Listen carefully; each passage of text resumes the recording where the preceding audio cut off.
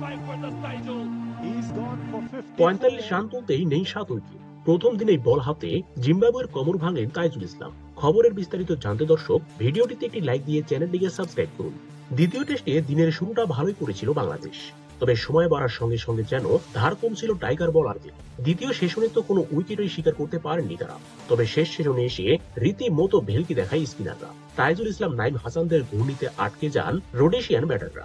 শেষ বিকেলে ফাইবার পূর্ণ করেন তাইজুল, তাতে স্বস্তি নিয়ে দিন শেষ করে বাংলাদেশ। সাগরিকে টসে জিতে ব্যাট করতে নেমে প্রথম 10 ওভার নির্বিঘ্নে কাটায় জিম্বাবুয়ে। দলীয় 41 রানে প্রথম উইকেটের পতন ঘটে।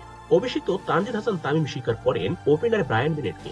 এরপর নিক ওয়েলসকে নিয়ে বেন কারার প্রতিরোধের চেষ্টা করলেও এই ওপেনার সাজঘরে ফেরেন 72 রানে। এরপর নিক ওয়েলসকে নিয়ে দেখে শুনে প্রথম সেশন পার করেন শন উইলিয়ামস।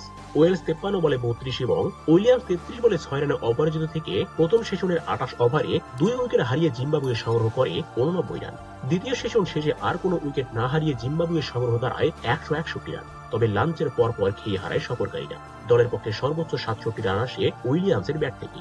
এরপর আর ঘুরে দাঁড়াতে পারেনি জিম্বাবুয়ে। 217 রানে হারায় নবম উইকেট। তাজুল ইসলাম পূরণ করেন ফাইবার। এতে 9 উইকেট হারিয়ে প্রথম দিনে জিম্বাবুয়ের সংগ্রহ হয় 227 রান। তো দর্শক, শেষ পর্যন্ত বাংলাদেশের বিপক্ষে প্রথম টেস্টের প্রথম ইনিংসে জিম্বাবুয়ে কত রান করবে বলে আপনি মনে করছেন? অবশ্যই কমেন্ট করে জানিয়ে দিন। এ নিয়ে আপনার মূল্যবান মতামতটি ভিডিওর কমেন্ট বক্সে। ধন্যবাদ।